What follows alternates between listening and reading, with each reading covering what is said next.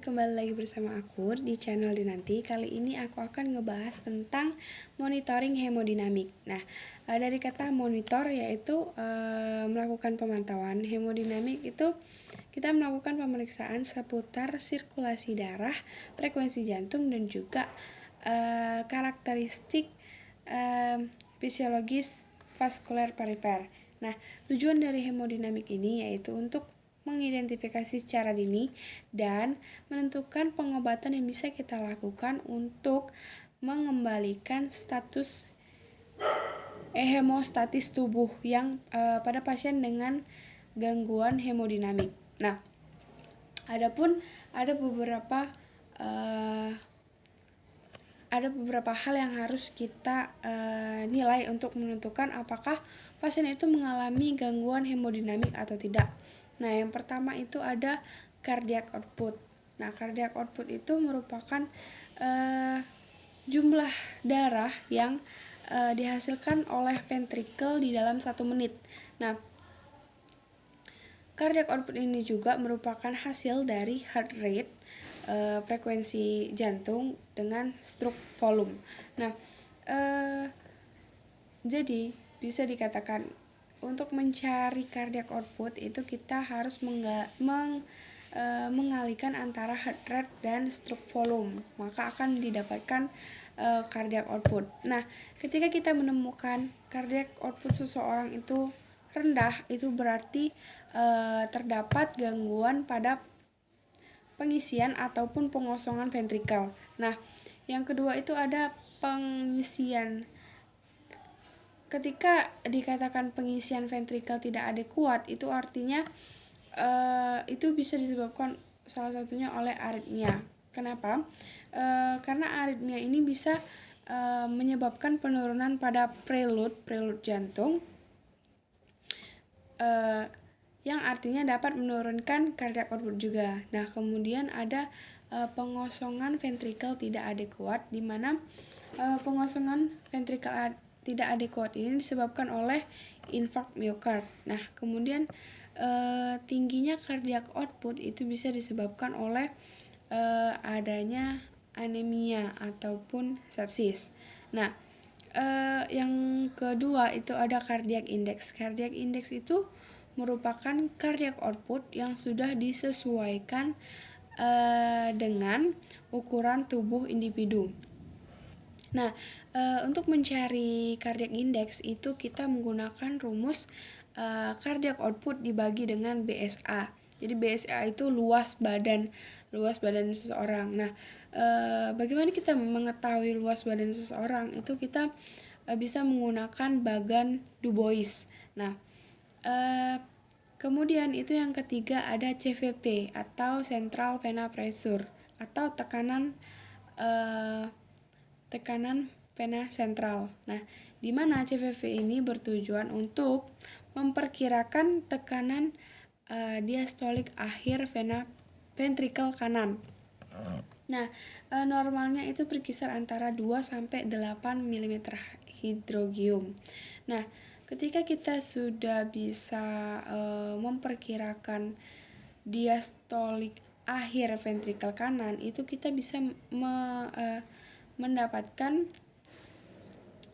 memperkirakan fungsi jantung pasien itu mengalami gangguan atau tidak. Kemudian kita bisa melihat status cairan pasien. Nah, jika nilai CVP itu mengalami penurunan, itu berarti pasien itu mengalami hipovolemia dan mengalami penurunan aliran balik vena.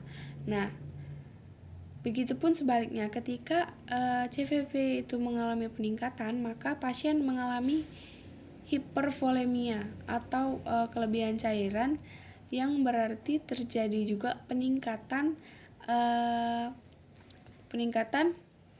aliran balik vena atau gagal jantung sisi kanan. Nah, kemudian untuk cara membaca CVP itu bisa dengan menggunakan 2 metode. Yang pertama itu kita mencari mean rata-rata gelombang A, di mana gelombang A itu terletak setelah gelombang P dan menunjukkan adanya kontriksi kontraksi atrium. Nah, ketika gelombang A itu tidak muncul, itu artinya pasien itu dapat dikatakan mengalami gangguan fibrilasi atrium. Nah, ini berhubungan dengan cara membaca kedua. Nah, cara membaca yang kedua itu menggunakan titik Z. Jadi ketika kita tidak menemukan gelombang A, maka kita bisa menggunakan titik Z. Nah, letak titik Z itu berada di sekitar area kompleks gelombang QRS. Jadi dari yang mulai di bawah kecil, kemudian naik R, kemudian turun S. Nah, jadi di sekitar itu kita bisa melihat nilai Z. Nah, pemeriksaan CVP ini beriringan atau berbarengan dengan pemeriksaan EKG. Nah, yang selanjutnya itu ada status cairan. Nah, normalnya curah jantung itu akan memberikan perfusi ke ginjal. Nah, ketika pasien itu mengalami penurunan urin, berarti bisa dikatakan bahwa jantung pasien itu mengalami masalah karena tidak bisa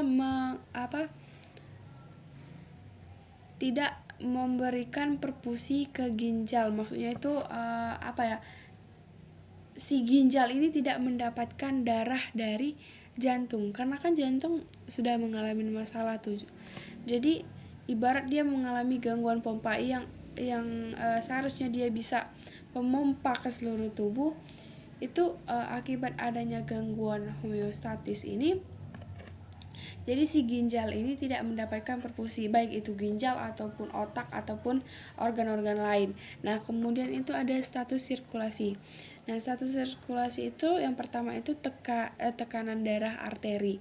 Nah, di mana tekanan darah ini normalnya itu 120/80 mm hidrogium. Nah, sirkulasi yang kedua itu kita harus memeriksakan denyut nadi. Nah, denyut nadi radialis normal itu 60 sampai 100 kali per menit. Kemudian ada suhu tubuh. Nah, ketika seseorang itu mengalami peningkatan suhu tubuh, otomatis itu akan pasien itu akan mengalami resiko untuk kehilangan cairan dan juga elektrolit.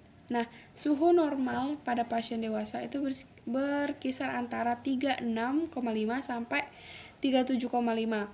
Nah, kemudian itu kita bandingkan antara suhu inti itu yang kita periksa di timpani, di aksila ataupun di rektal. Nah, kita kurangin sama kita bandingin sama suhu ekstremitas. Jadi suhu yang ada di ujung-ujung jari ini suhunya berapa, kemudian kita bandingin. Nah, kalau misalnya ternyata terdapat perbedaan, itu otomatis pasien itu mengalami gangguan sirkulasi. Nah, kemudian itu ada status oksigenasi. Nah, status oksigenasi ini bisa dikatakan menjadi indikator untuk mengetahui adanya disfungsi sel. Nah, yang pertama itu kita harus memonitor pernapasan pasien. Normalnya pernapasan pasien itu berkisar antara 18